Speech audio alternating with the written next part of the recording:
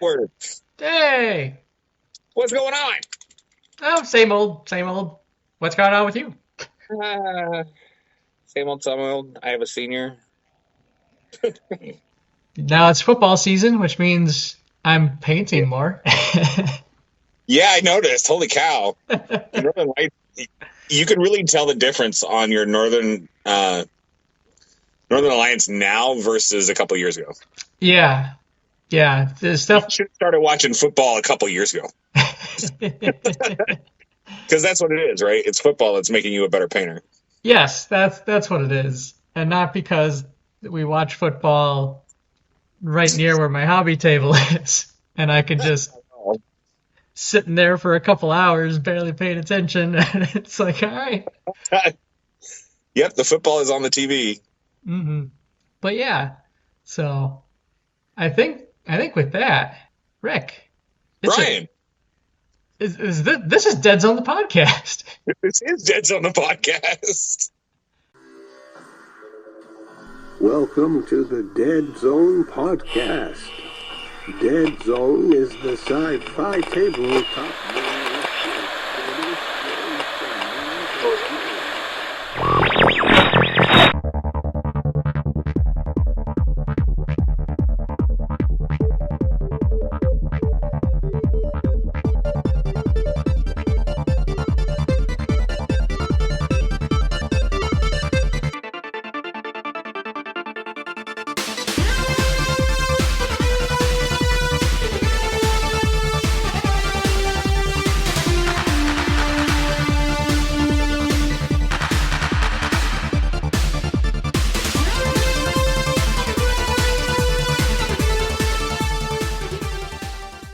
And as he said, he's Rick. And he's Bryan. Oh, boy. Yeah, we're not going to do that all season. No. But that brings up an important thing. This is our new season. yep, we are starting our 5th season of Deadzone the podcast. That's nuts. Because I've got the math right this time. Do ya? Episode 149, and we started after episode 100. Yep. The math should be easy. You would think that.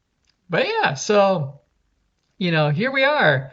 And as we were talking at the top of the show, we're getting back into the hobby thing. We are, as I'm actually sitting here painting. Yeah. And why are you painting, Rick? I'm painting because we have a month until we have a team's Firefight tournament. Yeah. Friend of the show, Nick Shilhannock, had kind of at the spur of the moment, was like, hey, anyone interested in a team's Firefight? A Firefight teams tournament. There we go. I'll say it backwards first. Yeah, that works. And yeah, so there's a handful of us in the area, a couple of folks that weren't able to make it to the Michigan GT. And so we're going to be getting together in early November here to play some Firefight. November 18th, to be specific. November 18th. Very cool. And that's at Evolution Games. Yep. In Lansing, Michigan. So the cool thing is we have a couple guys that they were super interested in. They're like, I don't have anything. Mm-hmm. And Nick told a couple of them, was like, bring your sci-fi minis. Yeah. Bring your Space Marines. They work for Enforcers. Yeah. We just want to get people out to play the game and make sure that you enjoy the game. Mm-hmm. And then he reaches out to me. He says, so what are you bringing? And I'm like, well, I don't know. I've got a couple armies that are pre-painted and ready to go, so I don't have to do much. He's like, what do you think about bringing a couple extra armies? So it's cool because it's a team tournament, so it's only 750 points per person. Yeah. So I'm bringing Marauders, Forge Fathers, Enforcers, and what's the other one? Maison Labs? That's what I'm playing. I'm actually, but those, yeah, I'm bringing all those armies. Was that the other one? No. Forge Fathers, Enforcers. Veerman? Oh, Oh, plague. Plague. Duh. I'm like going through the ones like, which did you list off? Because I know you have every model. I'm looking over at my glass case, and I'm counting off the ones I can see, and I'm looking right at the plague. I'm like, which ones am I bringing? But anyways, yeah, so I'm bringing a whole bunch of different lists. But this also gives me an opportunity to finally play Maison Labs. So Yeah. I'm making a Maison Labs list. Excellent. Should be fun. Yeah. I realized I don't have a lot of anti-air. Like, Yeah. not much at all. Because I didn't bring a flyer. Well, at least in my experience so far, I wouldn't say that anti-air is like all it's cracked up to be, as much as like my dice pool is never big enough to make anti-air worthwhile. Worthwhile. Well, I mean, it'll be interesting because I've never played a list like this. Yeah. Yeah, I actually haven't checked out the Maison Labs yet either, apart from just like perusing the list. So there are no, the only thing in this list that has Blackwing listed on it is the Mule. okay. There are no Blackwings in this list at all. No Marines, no Rangers? No Marines, no Rangers. So, not a lot of shooting. But I think it'll be fun. Yeah. What are you going to bring? Well, Let me guess. GCPS? GCPS is definitely a strong contender. I'm sure it is. But it might be the only one that I have time to really paint up and kind of have ready to go. I technically could probably field a Forge Father list, but my tank isn't painted up all the way just yet. I feel like that would be I feel like I'd have 3 units and then the tank, and that would be my entire Forge Father. 750 points goes quick. Well, you know. But yeah, otherwise, GCPS and working on some speed paints. Yeah, I'm checking out the speed paints. They're kind of impressive. So GCPS most likely. Yeah, and I could probably bring 2 factions worth of GCPS, maybe. I'll have to see. I kind of barely eked out the 1,200 points for the Michigan GT, but I'll have to see. I got 3 Striders technically. That's all you need. Yeah. Make it an annihilation team. Sure. And speaking of the GT. Yes. So we were at the Michigan GT, which we'd been talking about for like a month or 3. And it was a really great time. Though I will say it is funny that despite the 2 of us spending so much time together there, we never grabbed a picture of the 2 of us there. That kind of blew me away that we didn't get a picture. Yeah, we got caught up in stuff and just slipped our mind. But we were both there at the same time. And you crashed in my spare bedroom. Yes, that did happen. After talking about all sorts of Mantic stuff till the wee hours in the morning. Yeah. The benefits of not having a morning game to get to or run. Because all of our games were in the evening. Yeah. Like Firefight was the earliest, wasn't it? Well, technically Kings, but yeah, Firefight was, of our games that we ran, was the earliest at like 4 o'clock. Yeah. and then Deadzone we did bump up a little earlier the day of. We kind of decided to do that just because we, it was going to be getting out late anyway. And it still got out late. And we still got out late. But it was a great time for sure. So how many guys did you have for Firefight? So Firefight, we had 8 players. A couple of familiar faces, which is always great to see, and a couple of new faces, which is always a plus. And it was that fun thing where, it's certainly growth from last year. We gained two full players, but even in the grand scheme of, technically a couple of the players we had last year couldn't make it this year, and so the fact that we almost had like a growth of four new players out of that 8, I think is a really really good sign. I feel almost bad because 2 of our new players we stole from the Kings of War crew. I don't feel bad about that at all. Either. I said I kind of feel bad about it. If the Kings of War number had gone down, I would have kind of felt bad about it. But Kings of War was like the 3rd biggest tournament there. Yes, yeah. Kings, big shout out to Blake and Michael.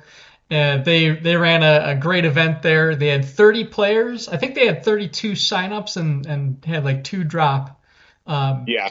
And if I recall, I don't think they had any drop out for the Sunday game. No, they did not. So I asked about that, and they were like, "Nope, everybody's here."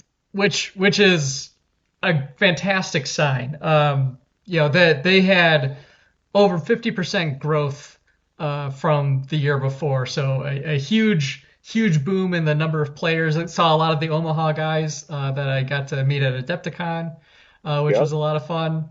And but yeah, they had a great event. It was really awesome to see them. And Kyle was there from Mantic. Showed up. Yep, he was showing off the new the Twilight Kin. I was like, it's not Sylvankin and it's not Night Stalkers, but it's some weird combination of all of them. It's a combination. Yeah. So that was really cool and really creative armies. Like we won't spend too much time because it's this is a sci-fi podcast, but like the fun things that people bring to a Kings of War tournament that are like themed and stuff. So there was a Night Stalker army that was the Nightmare Before Christmas themed. 100% my favorite army there. Yeah, it was fantastic. They had Oogie Boogie up on the corner. Yeah, and there were like that's just one of them. There were a couple more as well that were just really creative, and always love to see it.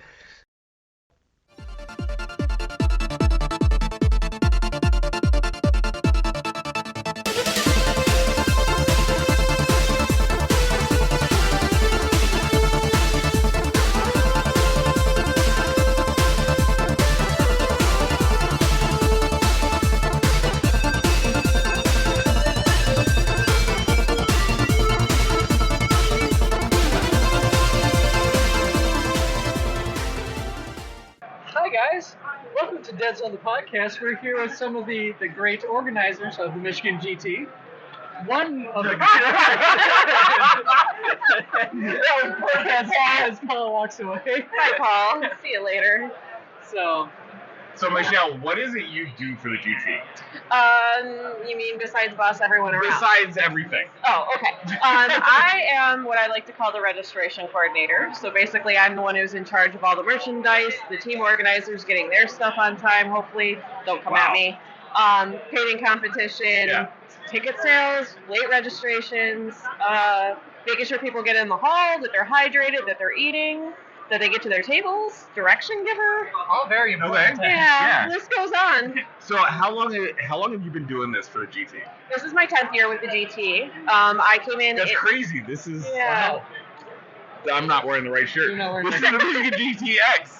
Yeah, so I came on the first year as a vendor with a game store, and then the following year they asked me if I would like to help them organize, and I said absolutely, and I've been stuck behind this booth ever since. Ever since. It's a long 10 years. Yeah, it's a long 10 years. I sleep here, I eat here. I had to move my stuff from the other hotel to this location. Oh, geez. Pack it in boxes and hope for the best. Yeah. So one of the things that I really love about the GT is all the things that people do outside of the GT. So, Bryan, I don't know if you know, but Michelle does quite a lot outside of the GT. She does a lot of other conventions. Oh, yeah? And who was it? Merida? Yep, that's it. So, tell us a little bit about that. Because you have a whole thing that you're a part of. Yeah. So I'm also part of a local charity cosplay group. We're a nonprofit called the League of Enchantment. There's about 100 of us. And that's Michigan-based, right? So we're Michigan-based mainly for board, but we just expanded. So we're also in Chicago and Texas. And sweet. we have another branch starting soon, possibly in Milwaukee. Oh, wow. Yeah, so we're kind of all over the place, but I sit on the board for that. And so when I'm not doing this or the other events that I organize and run, I'm devoting 20 hours a week to that as well. Oh, wow. So you're kind of all over the place. Oh, absolutely. Like today, actually, I am leaving here to run across the street to run the cosplay contest for the event that I also usually help run at this time of the year, and then running back to help finish this show up. Oh, wow. So, yeah. Busy. Very busy. So, Michelle, when are we going to get you on the table for Deadzone? And Armada and Ambush. I know you've been asking for a while, so I'm making time. I think it's a good time to start. All right. Convention season is ending, so it's a good time. Perfect. Which is crazy because she actually lives like maybe 3 blocks from me. Yeah. Oh, no kidding. Yeah. That works out. Yeah, Rick's got plenty of Deadzone stuff. You can Maybe. So I hear. Yeah. Well, how many thousands of points do you have? So assembled for Firefight Enforcers, I think I have 4,000 points. Oh my goodness. Nice. And I still have a couple boxes to assemble still. He's just holding them for me. It's Yeah. been years. Like, Yeah. those boxes in the dust they had, they have dust like up to here. Yeah, those are Michelle's boxes. She'll come for them eventually. So one last quick thing, like one thing I absolutely love about the Michigan GT is like all the charity events that you kind of have. Could you talk a little bit about like the ones you have going on? Yeah, so the biggest ones this weekend, our raffle is always for a charity. This year, we're doing tableware charities. They're an autism advocacy. The guy that owns it is amazing. He started the charity because his son's autistic and needed help with schooling and things like that. And so here comes this business, this nonprofit, and every year we usually raise about $3,000 for them to donate right directly to them. We also have a Toys for Tots drive going on right now with our upper corner booth up there. I love it. The Marines come in and they have a presence here and they collect toys. There's actually one right behind me. We had another one that entered the painting competition. Oh, really? Yep. He entered a 40K model. It's great. So it's really cool. So we normally do those 2 things. Some years we have 2 charities. The last couple of years we've gone down to 1 because tableware has given us so much prize support that it's like it feels great to just give them all the money right back because they deserve it. They're great. Yeah. That's excellent. Thank you so much. Like I said, I love that about this event. And absolutely. We need to add it to some more of our events. I know things like doing like you could do a raffle to get a dice roll, re-roll on something and stuff like that. Yeah, there are a couple. It's not really charity, but a couple of our vendors are doing something like that where you roll the dice and you get a discount or you get gift certificates to their store, which I think is pretty cool. Yeah. Well, thank you so much for your time. We know you're very busy. Oh, it's okay. Thank you guys for having me. I really appreciate you. Yeah, no problem. Thank you so much. And then, so yeah, we had 8 for Firefight. Really good showing there. And then you ran the Deadzone tournament. And we had 12. We had 12 players. With a couple new players, actually. And some old friends coming back that we haven't seen since last GT. Yep. Which was so cool for them to come out again. Yep. We'll have to coordinate some kind of trip to visit them and go to one of their events. Our good friends from Wisconsin. It was great seeing you guys. Yes, thank you so much for coming out. And then of course we had. So I thought it was kind of cool. We ended up needing a ringer. Mm-hmm. And Troy, one of the guys in our community, local Lansing area community, kind of fell out of the game. He didn't have the greatest time at Adepticon. He kind of felt a little iffy about it. Sure. I wouldn't say I cornered him, but I did. And asked him if he had anything going on because I potentially need a ringer. And he's like, nope, sure, I'll play. I didn't bring anything. I was like, don't worry. I've got a really silly list that probably won't do much, but it should be fun. He said awesome. He came back for the tournament, and he had a blast. That's awesome. He actually absolutely loved playing the lizards. Arians, all Macedon list. That's great to hear.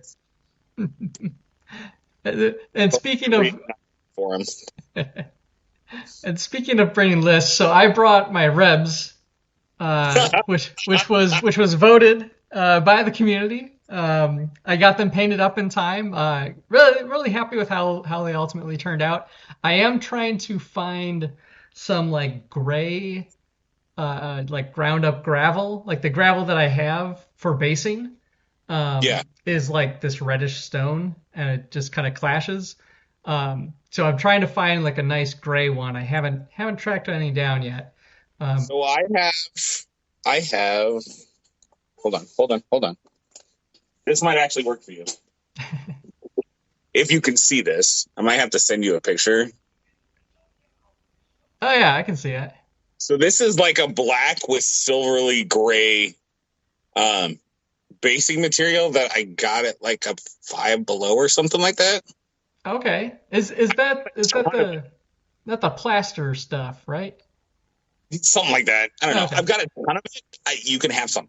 I think I have some from when we did the Vanguard tournament and we were basing all of the objective tokens. Yeah. So maybe I should just get that stuff out. Yeah, jump into that. But so funny story about my list at the Michigan GT. You forgot something, didn't you? Four round event, 4 games. Halfway through the third game, I realized I left a mini in my bag. The whole time, and it was kind of an important one. My Grogan with a heavy machine gun, which would have come in real handy when I played against Corey and his mortar team, which I had like no way to counter. None whatsoever. And yeah, so Brian's a little rusty from actual tournament play. It's been a long time since I've played competitively in a tournament, pseudo competitively. Yeah, I was mostly having a fun time. But I mean, like against Corey, it is one of those like. Of course, I played against him on Scatter. Of all the yeah. Sorry. No, it's all good. You can blame the TO for you having to play Scatter without Grogan. Yeah. So ultimately, it was an absolute blast.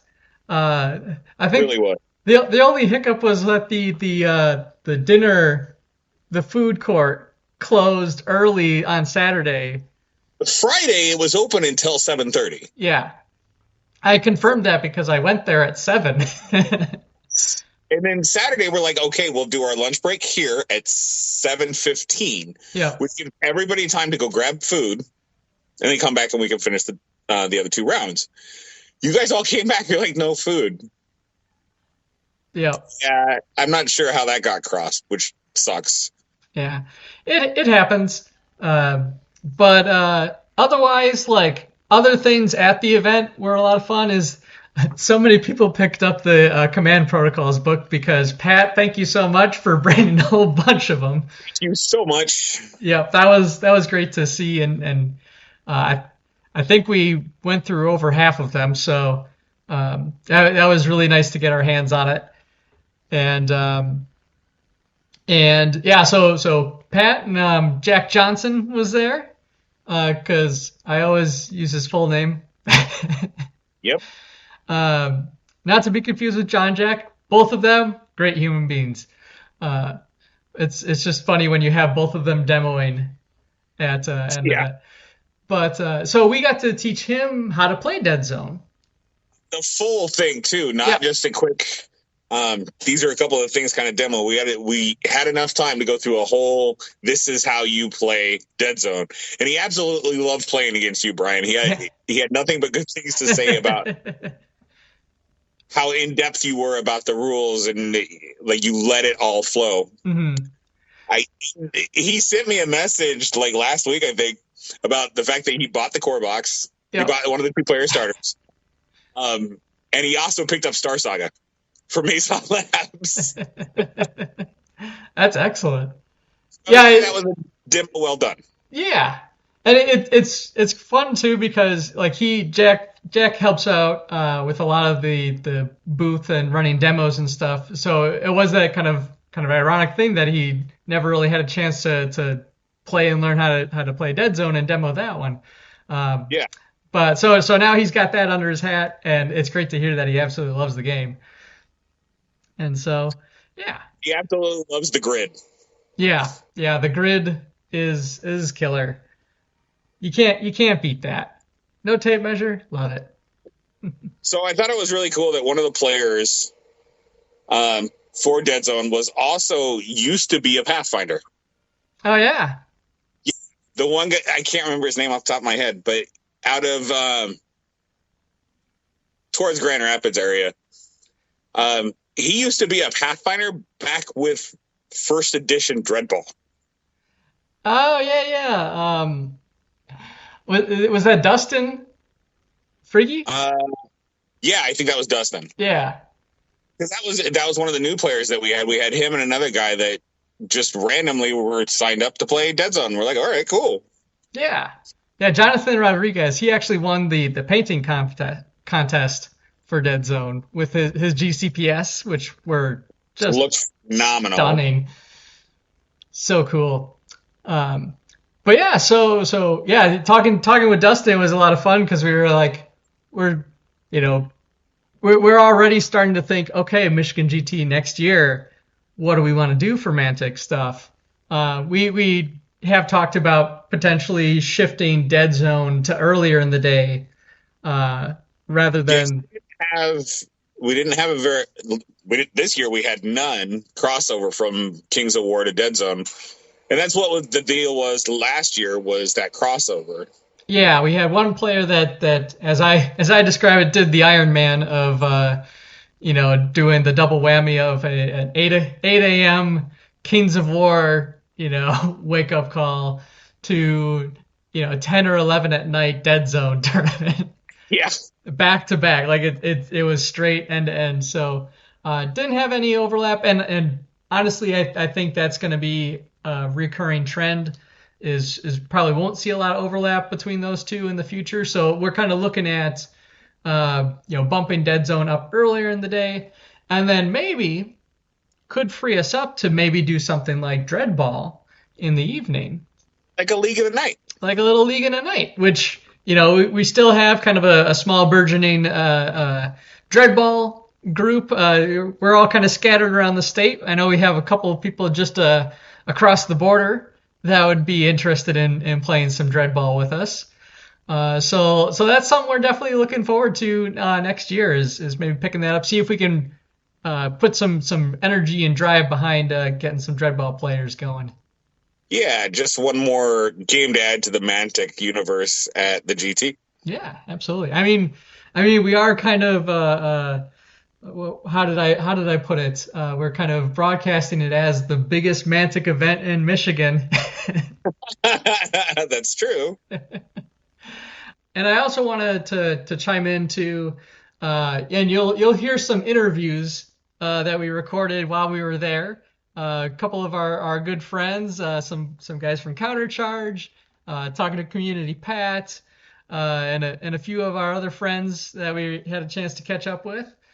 So you'll hear those throughout.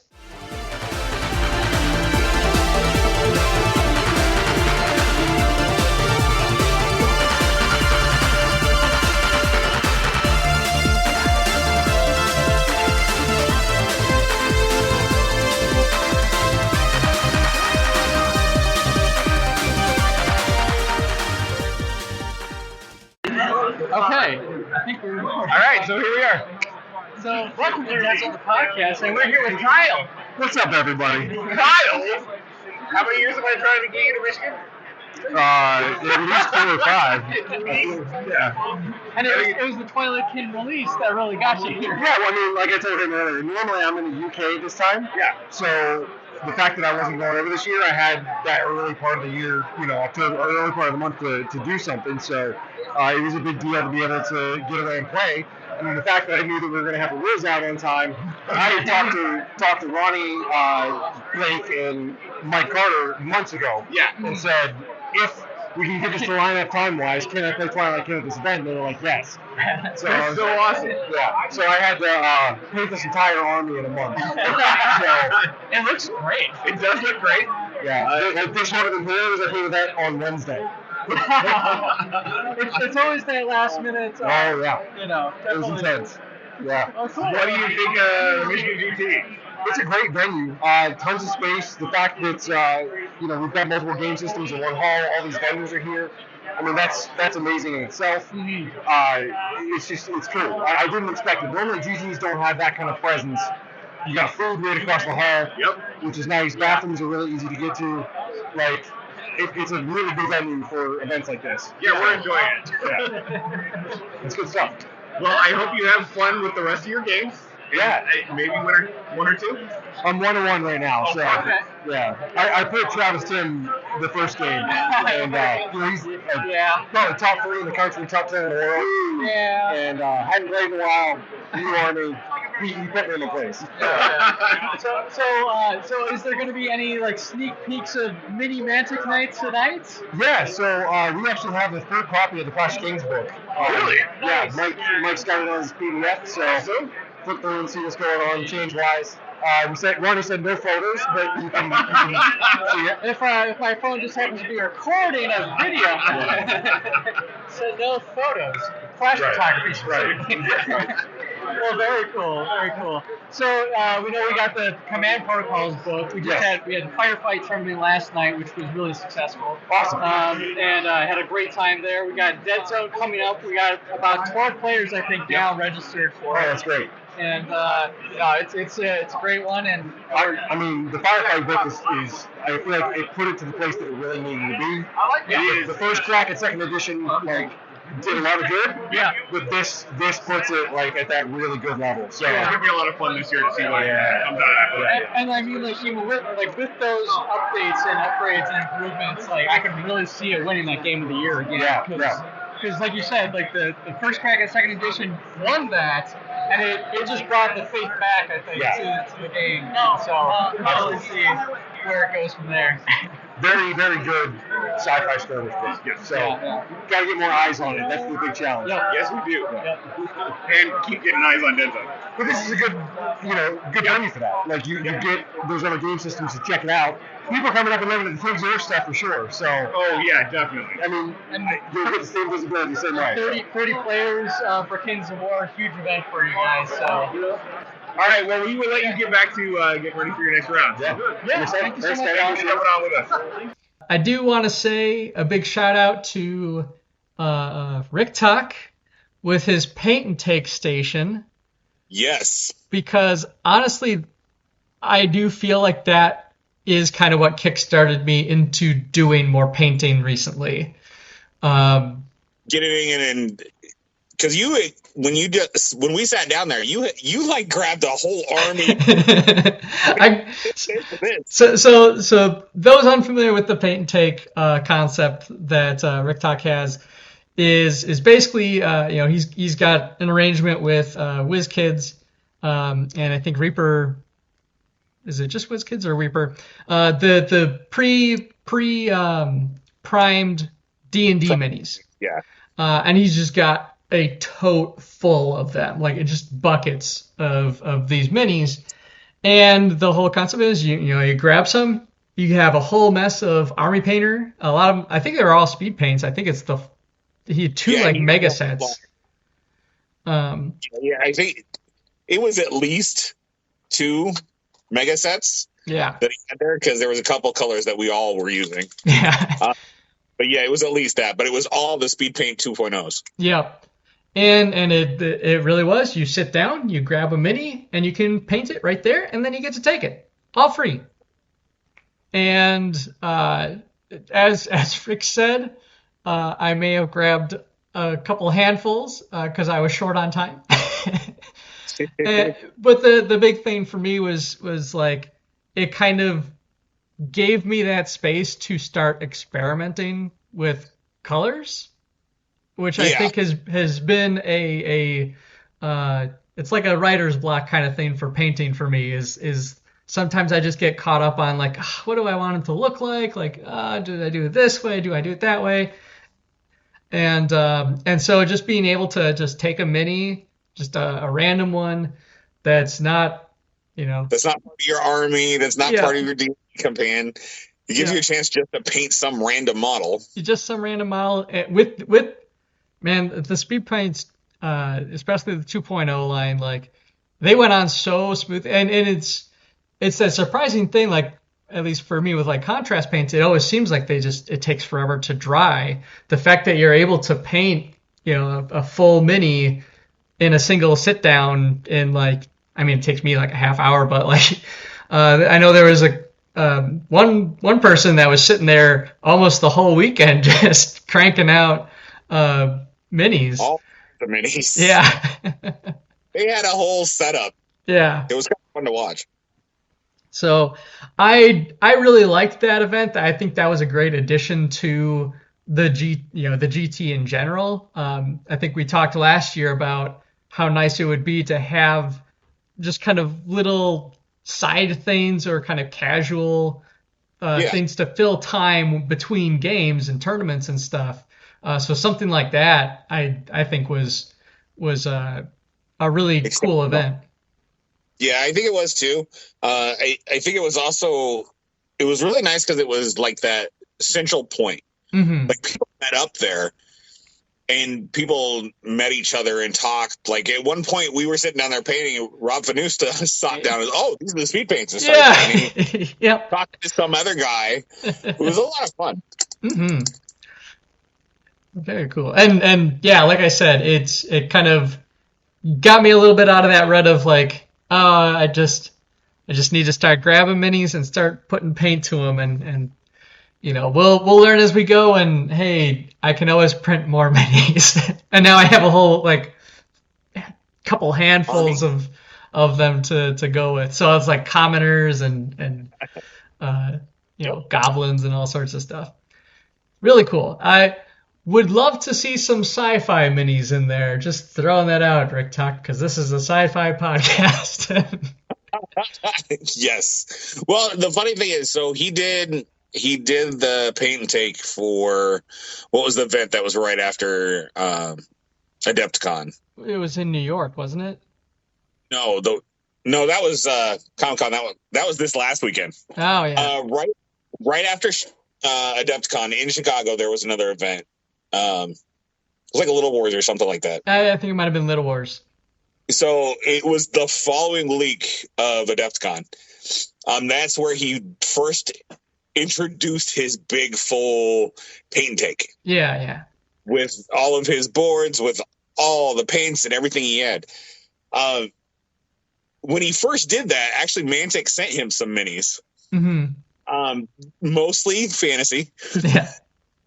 But he did send, Mantic did send him some sci-fi stuff because, Rick's like, hey, Rick, you want to put these together? You know how they work. Right. I remember that. We don't do a lot of rules. I mean, directions for building some of these, especially the older kits. Yeah. And I'm like, sure, I know pretty much every single one of these minis. Sure, I can put them together. They didn't last long. No. He doesn't have any left. But yes, we will have to bug Rick about getting some sci-fi minis out there. Yeah, because it's a great event and love to see it continue to grow. But yeah, anything else on the GT side of things? Like I said, it was a really great time. We saw growth across all of our events. Yep. Acid House Terrain had provided. So obviously it's a little tight. Acid House Terrain is a little tough for Deadzone. It works as long as nobody's playing mortars. Even someone's playing mortars. Yeah, there were no roofs to be found. But on the other hand, in Firefight, it was amazing. Mm-hmm. It worked perfect for Firefight. Yeah. The fact that one box was enough terrain for how many tables? 4 tables? We had 4 tables total. Yeah. 4 tables set up. With the full 4x6 tables too. Yes. And we still had terrain left over. No, it was great. It made setup nice and simple, really quick to put together and to tear down, which is always the other side of it. The other fun part, yeah. And yeah, like you said, it worked great for Firefight, and we were able to use a lot of the same stuff in Deadzone. And And I know some people were kind of asking us some questions about how well it fit and everything. And one thing that we did, just to share our little secret, was for those bigger pieces that had some of the cubes kind of going through it. What we would do is we'd put some scenery piece, more like a small piece of scatter, to represent where the line was above, on top of whatever structure was there. It's just a really simple, quick way of establishing where those cube borders are. And yeah, like you said, some of them are just a little small and some are just a little oversized. But honestly, if you just treat the overhang as you would like an extra half cube, no problem at all. So really great stuff. Yeah. Yeah. So that was the Michigan GT. a lot going on there. And so more recently, Mantic Open Day just happened. It did. Right. Just this last weekend as we're recording this. And so you're probably still seeing some of the news that are still coming out from what was kind of revealed in the sneak peeks people got and all the beans that Ronnie spilled. All I gotta say, enforcers. Yep, the new enforcers got kind of their initial premiere. Got to be showed off a little bit. It looks like we're gonna get some mean looking peacekeepers. With some nasty looking armor, as well as like a little, I don't know if you call it it's not quite a weapons team. It's kind of like a gun track for enforcers. Yeah. It's like a mobile, artillery unit. It looks like it has a gigantic Polaris cannon on the back. So yeah. So yeah, the enforcers are getting some new minis thrown into the mix there. I believe they're already a lot of the new stuff that's going to be coming out is actually already worked into the command protocols book. Yeah, the new stuff that's coming out is for Firefight. Yeah. And so that stuff's already baked in, so it's not something where the new book comes out and then it's like, hey, and now we roll out new units. Oh, you have to wait to get those stats. No, they should already be in place, and you should be good to go. As well as a companion update to follow in the near future. I know Ronnie. I watched some of the coverage by BlackJackLegacy. They just posted the fantasy stuff today, and of course we're recording tonight, which means the sci-fi stuff's they're going to be talking about it tomorrow. That's how that works for us. Yep. Just the luck of the draw.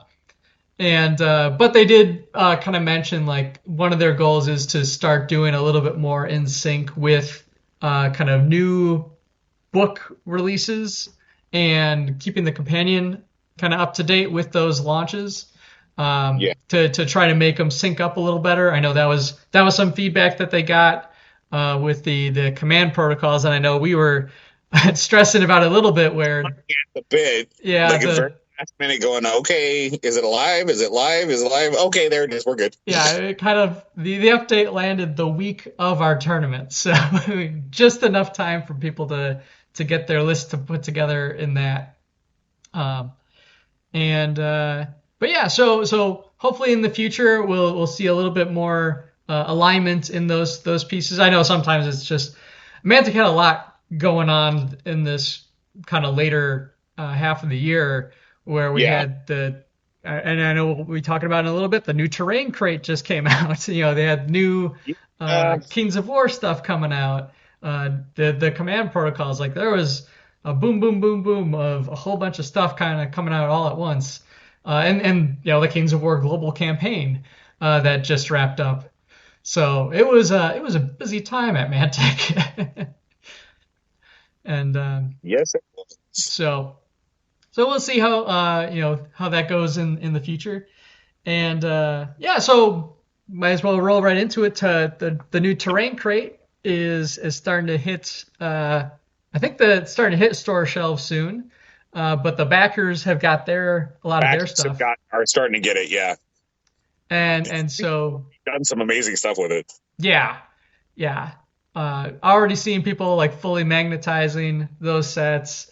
I know Mike Carter was posting about the set that he got and all the neoprene pieces that he has now for setting up different the boundaries of different areas. I think those are a killer set to have, like alone. Being able to just have that boundary be a little neoprene thing you could throw down somewhere, and then you can put like nice little 3D scenery on top of it, and then take those off, but you still have that boundary established. I think that's a great set from Mantic, and the Sci-Fi Ruin Terrain set is also looking really sharp. I need more of that. I really don't, but I want more. It has been that thing for me. Like I do so much 3D printing of terrain now. I had that moment where I'm like, I actually do have quite a bit of Mantic scenery just hanging out. And I'm like, I should do something like fun and weird with all that stuff. Well, it's like that one that was posted last month with all the LEDs and a working fan, and in the basement. Yeah.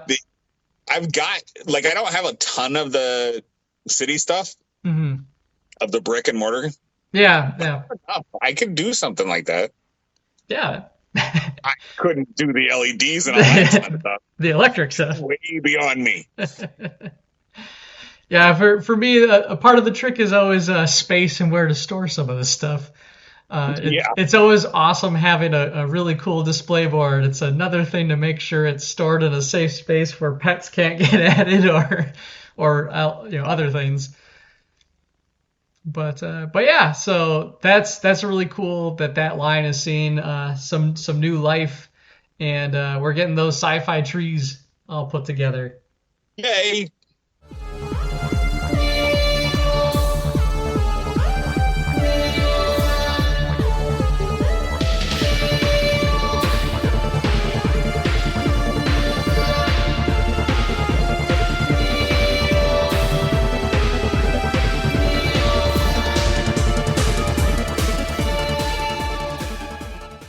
It's like green light me. It's all right. That it's Crap, on. because it's recording, because we're going to talk to you too. Oh. Yeah. So, Sorry, yes, Mr. Jack Johnson, how are you today? Use my full government name, huh? I That's felt the idea. Oh, nice. Good. We don't edit as well as it's going in. Yep. That's fine. Except for the profanity, you might hear a couple dings from Pat's. Everything has a little ding, but...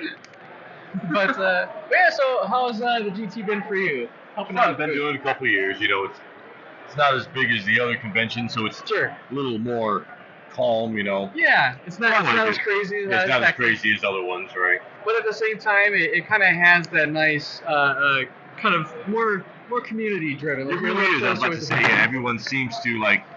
Ah! That wasn't me. That was not me. Ryan's breaking stuff. It's like everybody's nice. Everyone's polite. Like I wander around, look at people playing games. They don't give me the stink eye. They answer questions. You know. I've done a couple demos, looked at some neat stuff. You know, I've ran our demos here. Yeah. So some neat stuff. So speaking of demos, so you got your first chance to really check out Deadzone. Yeah, you got to sit down and play the full kind of demo game with Bryan here. Yeah. What did you think of it? I think it's horrible. No, actually, honestly. Okay. Hold on. Like, Sad. you guys know, like Pat knows, I'm more of the board game guy. You know, I like things that are kind of set. Yep. Like the only thing that really turned me off from a lot of the games is the measuring and it's a quarter of an inch. It's almost. I love grid-based games, and I'm glad that Mantic has one. I looked at it, never really. I'm like, that's a lot of stuff, but once I get to see what was in the box and actually play it and figure out the rules, it's actually really easy. Yeah. It looks like it should be a lot harder than it is. All the grid, I love counting. You 2 squares, everything just like your basic dice and the up, everything just, it makes sense. Yeah, it makes so much sense. Like, it just looks confusing watching people play it, watching the demo. It's like people are like just sheets. I'm like, I have no clue what's going on, but you kind of babied it and talked to me like I was special, and I understood it. I really did. Well, I'm really glad that I think, last year Rick kind of showed it to me, and he was kind of busy, so I'm like, you were kind of off and on. I don't know if I actually sat down and gave it 100%. I actually enjoyed it. Yeah, that's great. That's great. And you didn't embarrass me and beat me. You let me win tonight. So that means you're gonna buy it, right? Oh, I'm gonna buy it. It's going in my bag. What faction are you gonna go with? I like the one starter came with the Plague, which I really like the way they played. There's the Asterians, the other one in there. I'll find friend, my dog, or somebody will play that. I don't care. Unless you got extra armies laying around to help me out. Let me see what else is out there, you know? Yeah. I'm sure there's plenty out there. Oh, I know there is. And we ran the numbers ourselves, and you can play that up to 150 points, which is a nice competitive game of Deadzone. So another thing I like about New York. Unless you're I really like the squad size. Like 150 points. Like another thing that kind of turned me off with a lot of like the big miniature war games, the fact that you've got 800 or like 70 models. Like 150 points is 10-ish, give or take. It's manageable. Mm-hmm. Yes, it is. The 2x2 foot's great. It's tight quarters. The elevation, everything. It's you can play on pretty much any table. You really can, too. Yeah, a lot of people have small tables. Yeah. 2x2 is a great size. Yep. Mm-hmm. And then painting that small number of models is awesome. That's going to be my problem. I'm going to have to find time because I've got Michael J. Fox hands, so I don't know how. I'm going to glue people's heads on backwards, but I got to start somewhere. Yeah. Well, very cool. So, what was your favorite thing about the Michigan GT so far? You know what? I really like running the demos because it's just that feeling of accomplishment where somebody's like, oh, what you got? Oh, that's cool. They tell their friends and they buy something, you know? Yeah. That's a good feeling. And another one, I like how usually Mantic comes out with something new, everybody buys it, then they wait a year, I give them the demo, they're like, I've had this, everything's painted, now I know how to play it. They're like, thank you. I'm like, the rules are really easy, but it's just, some people are better just hands-on. Like, I could read a rule book, but you, like, Rick showed me how some of it works. You actually broke down the Deadzone to me, now it makes sense, it clicked. Yeah.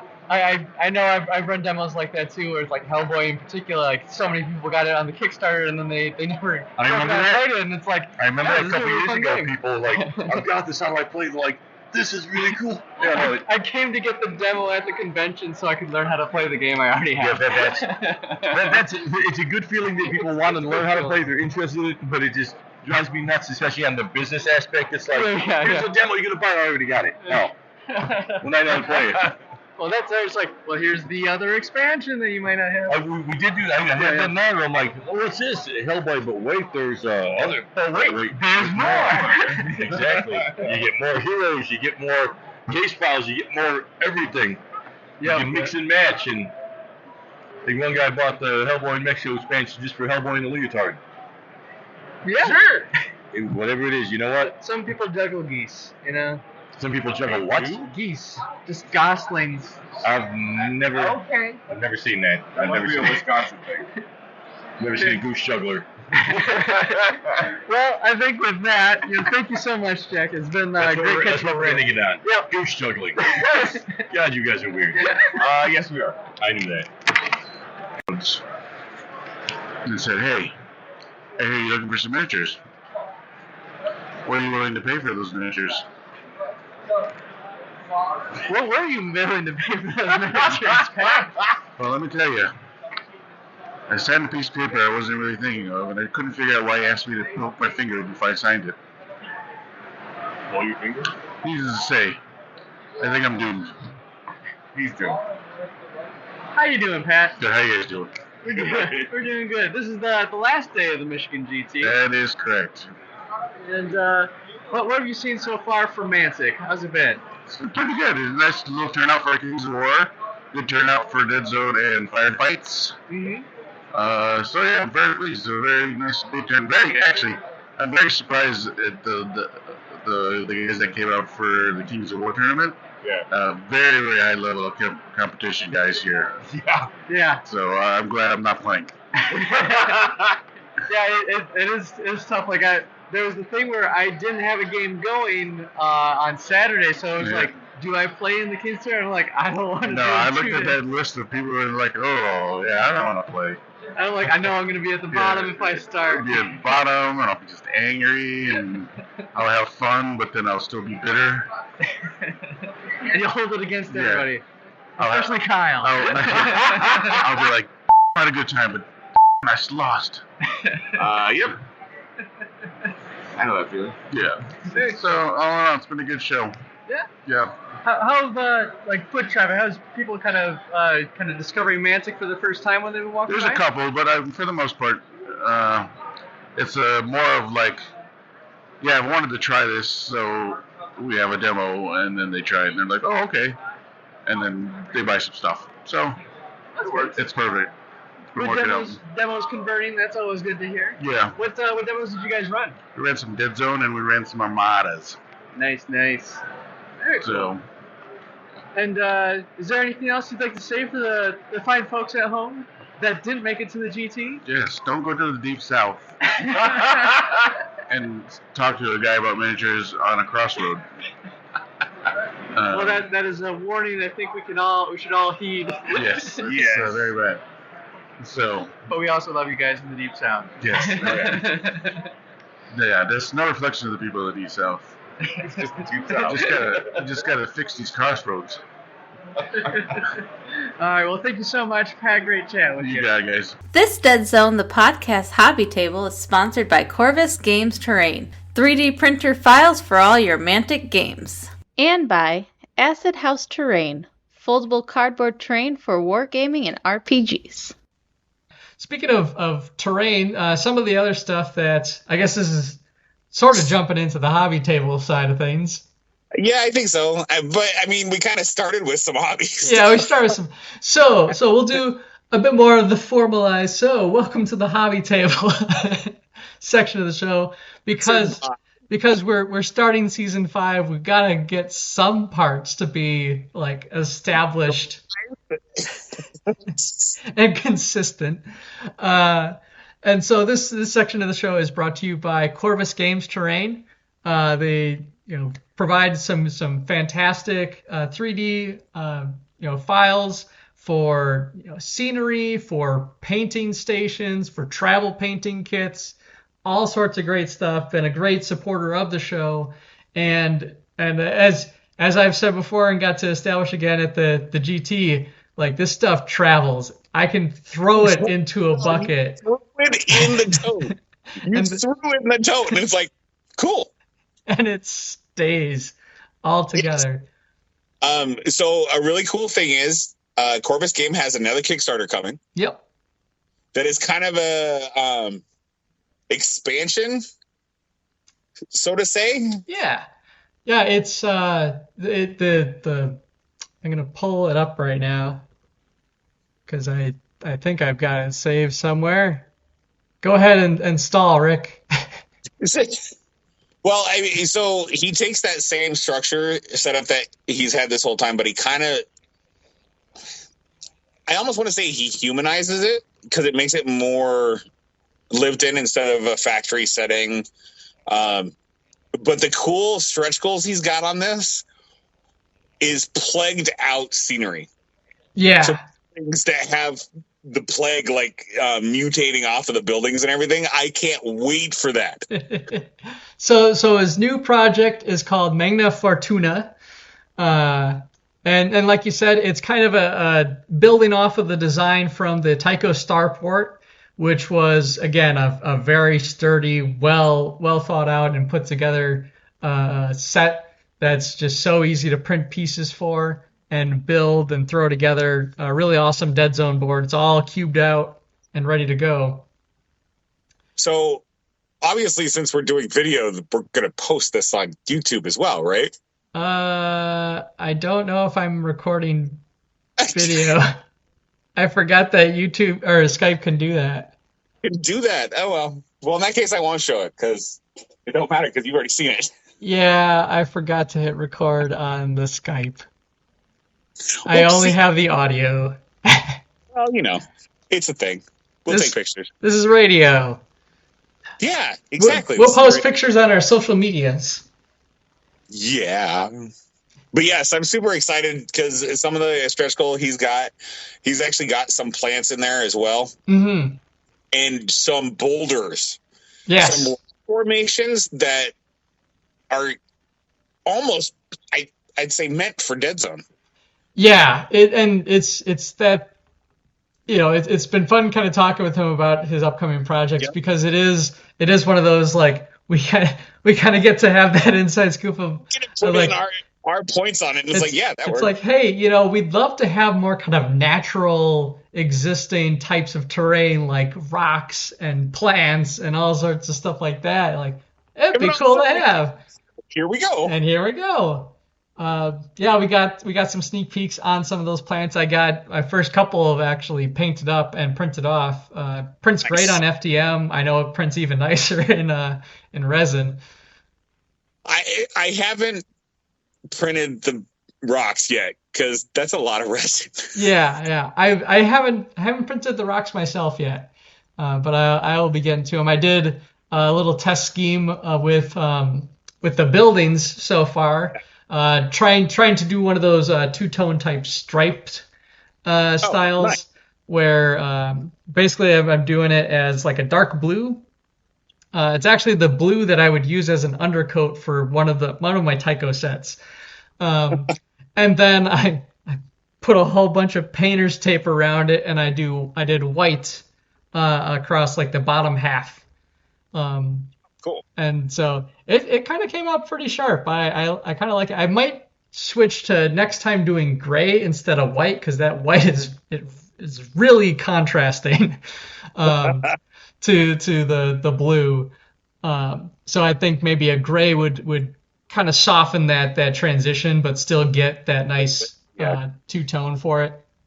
And because I keep seeing like some of my favorite paint schemes on the Tycho terrain and everything are these like nice, simple rattle can two-tones, and I'm just like, I need to do one of those because it looks easy, and I really need easy. Especially when it comes to terrain. Yeah. So, it's been a great set so far. I'm really looking forward to seeing there. I think there's some other stretch goals that have been hinted at that I'm really excited to see what comes of those. And I really want to talk about, but we can't, and it's driving me nuts. Exactly. There's some really cool stuff coming in that one. And to circle back to the hobby table side of things. So as a last note, make sure to check out Magna Fortuna on Kickstarter, 3D printable sci-fi terrain from Corvus Games Terrain. As of right now, you can still kind of sign up for the notification at launch, but as we know, it's going to be coming here pretty early in November, or at least in November. So keep an eye out for it, and we'll definitely keep you posted and share more of the cool stuff that Steve's working on. Yes. And so to kind of bring back to some of the hobby stuff, as Rick mentioned, I've been doing a whole bunch of my Northern Alliance for Kings of War. It's cool. You guys have quite the group over there. Yeah, it's really awesome that you're working on it. We got a new Pathfinder down by me. His name's Chris Beatles. He's a really, really cool guy. Used to own a game shop and everything, so he's got a great collection of old fantasy minis and across all sorts of games. But really took a liking to the Mantic side, and we're working on kind of building out the Kings of War community down here. We got a new store that's going to be helping support Mantic. They had the store owner kind of buy in and play the game himself and really enjoyed it. So we've got a good handful of like 4 or so new players that are going to be getting into it. So we got a tournament set up in January. We're going to be playing some more Kings, and then my whole thing is we get a nice established Kings community, and then I'm like, hey guys, sci-fi. With all the sci-fi. Exactly.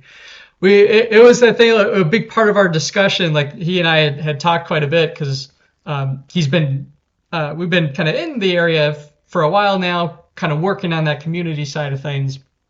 And one of the challenges we were kind of running into is our group of guys, we love playing each of the games, but it is that thing where it's like, okay, are we going to get together to play Canes? Are we going to get to play Deadzone, Firefight, other? I owe him an Armada demo because they're got guys interested in all these games. But it was that thing where we were kind of stretching the attention a little thin, where whereas like having a really consistent presence at a game store or having regular gaming days of one game, I think really helps grow a community out. And so that's kind of where our focus is right now. But absolutely, still a bunch of us love sci-fi stuff, and we're going to be getting some Deadzone games in. Definitely going to get some Firefight going, and maybe we will have those regional Michigan face-offs. Well, yeah, because the Lansing area seems to be the spark is Firefight. Yeah, which is really cool. I'm excited to get more of that in.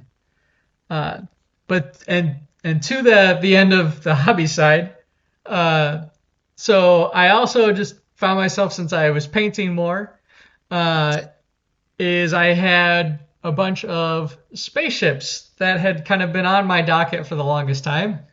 One of them was a Corvus Games terrain. It was the DX-120 Light Freighter, which is like I think it's almost a foot long spaceship.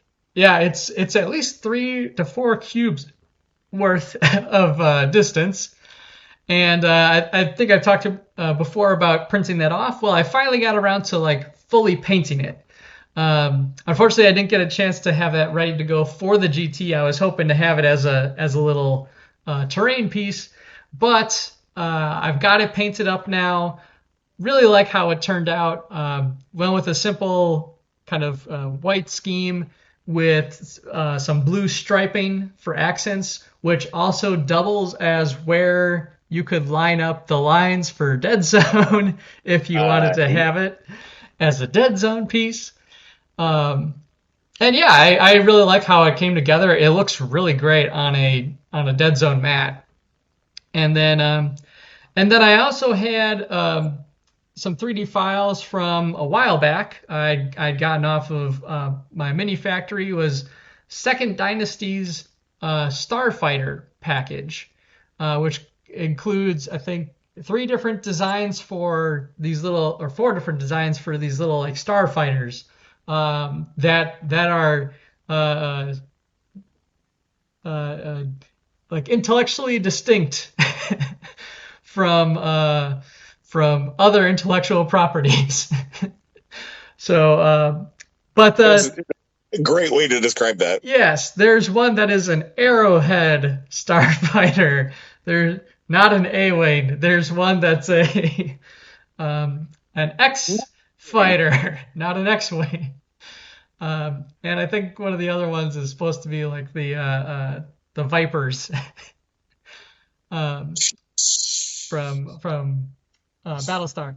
Anyway, I actually wound up printing off that set, and it was one where it was a little intimidating before because you have to print off so many pieces for it, because it's one where it's like it's an open lock one, so you print off like this core piece and then you plug in a whole bunch of other fiddly pieces, and managed to just sit down and get that printed off. I printed off 2 of them actually. And I painted up one in kind of an A-wing style pattern. Really like how it came together. Got some little 3D printed like landing pads that are also, a nice little 4x4 that you could set up on a Deadzone mat. Convenient. And yeah, so those are printed off really nicely, painted up really nicely. And all FDM, which is kind of impressive for the level of detail they're able to kind of get with it. And yeah, so those were kind of nice additions to my collection, and I'm gonna probably paint up a whole bunch more before the end. I love the idea of having like a little starport. I'm always thinking of different spaces and scenarios you could have in a Deadzone scenery. So one that's like at a nice full starport, set up and even for Firefight, being able to have like, okay, here's like a little landing pad area and a big starship staging area, and having a fight there. More dynamic. Mm-hmm. So, yeah, that's kind of been the brunt of where a lot of my hobby time has been. Was there anything else you were kind of working on, Rick? Hobby time for me for the last bit has been a struggle because of medical issues. But with that said, I did get some Veerman done because, well, they were needed for the GT. Yeah. And I wasn't going to loan out minis that weren't painted for a GT tournament. Yeah. And then, yeah, of course, now I'm working on my Maison Labs.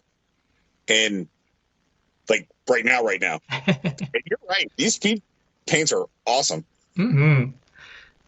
I think the trick with me and the speed paints with my Deadzone stuff so far had just kind of been like the paint schemes I had in mind didn't fit the paints that I had gotten because I got like a little starter set, which is a nice collection. It just so happened that I was like, well, I'm doing a very like white paint scheme and just little bits of color. Yeah, I need a little bit of this and a little bit of that. Yeah. Whereas the speed paints, using them on my Northern Alliance, oh man, does that really make them shine? So I guess it's a happy little accident, or it's just how I prime them, or the fact that on my wet palette the paints kind of ran together. So I've got 4 plague victims that I'm using in the list. Mm-hmm. All 4 of them are different colors, but they're using the exact same from my palette. And I'm like, you know what? Actually, that works because it's just skin. Yeah. Just mutant. I think it's a combination of the yellow kind of leaking into it. Mm-hmm.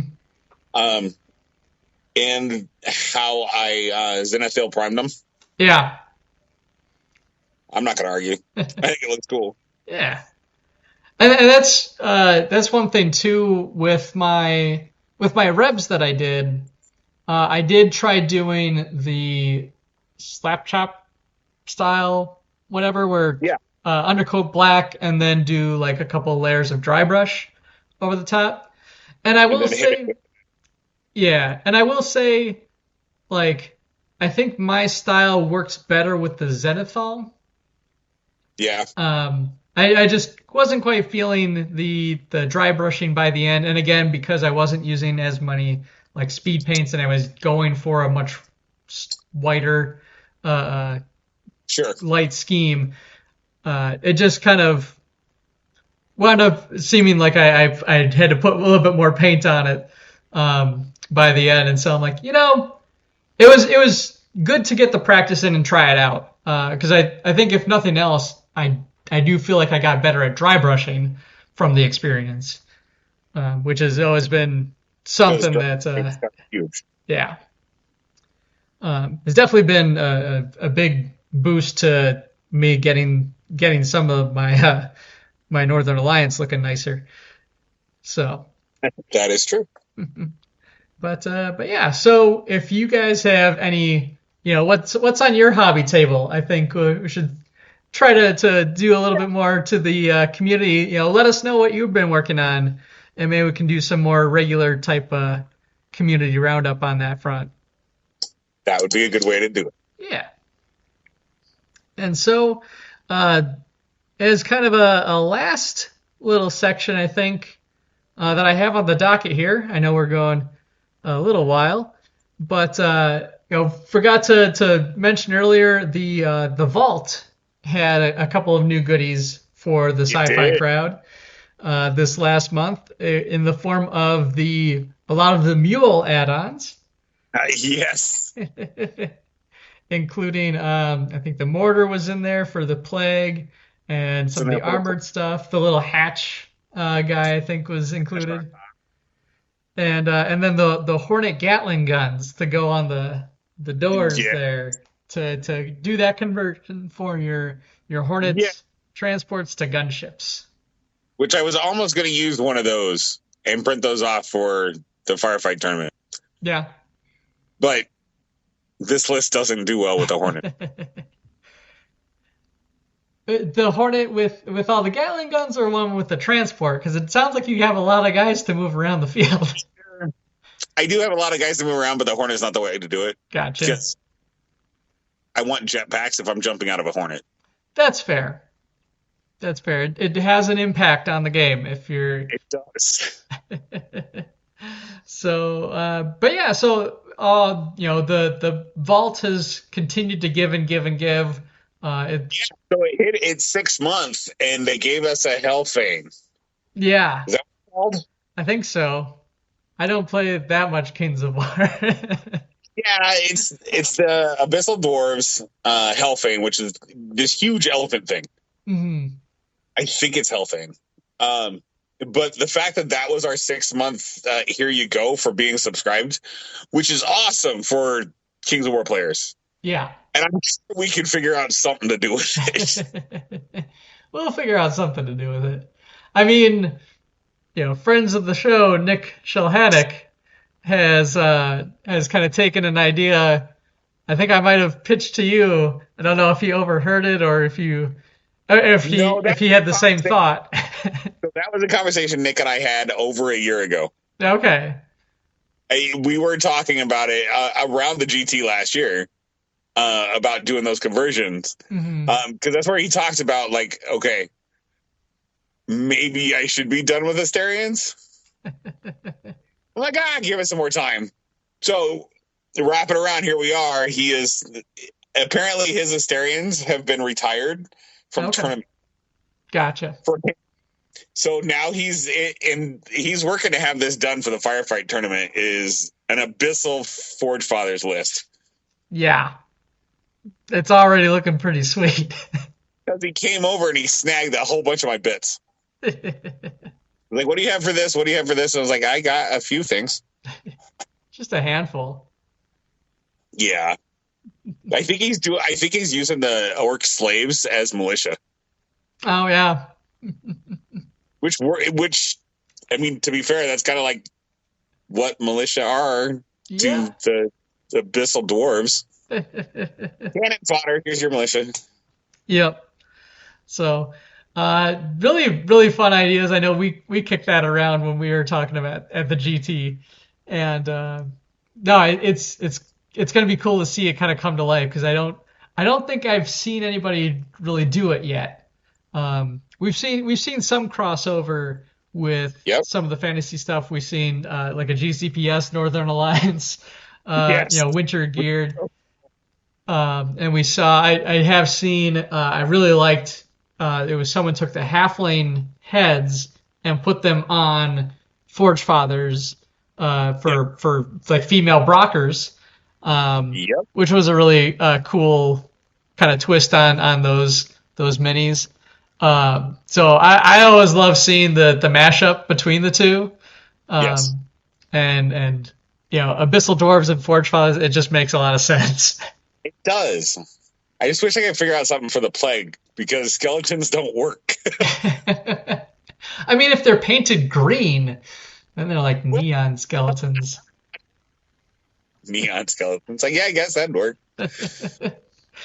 Or mummies. These were all badly burned. These were all burn patients. Oh boy. Yeah. But I think that's a pretty good episode, right? You guys had fun, hopefully. And like we said at the top of the show, welcome to season 5 of Deadzone the podcast with us. Looking forward to this year. I think we've got some fun stuff ahead of us. It's a kind of a busy time of the year, and so I think the the bigger projects and ideas that we have are going to be coming out a little bit later, probably after the new year with some of it, just because it's we're entering holiday season and it's already pretty crazy here. Yep. So it works, but I mean, it's holiday season for us, but it's also that whole senior thing. Yes, you have a senior in high school who's looking at going to college and everything like that. So life is busy for us right now, but it is something we're still very much looking forward to bringing you guys some great content in the Warpath universe. Continue to talk about all sorts of fun things from Deadzone to Firefight, Star Saga and Dreadball, all good things under the sun. Yes, indeed. And I think with that, we're going to call it a night and let you guys get to it. Yay! Bye, everyone.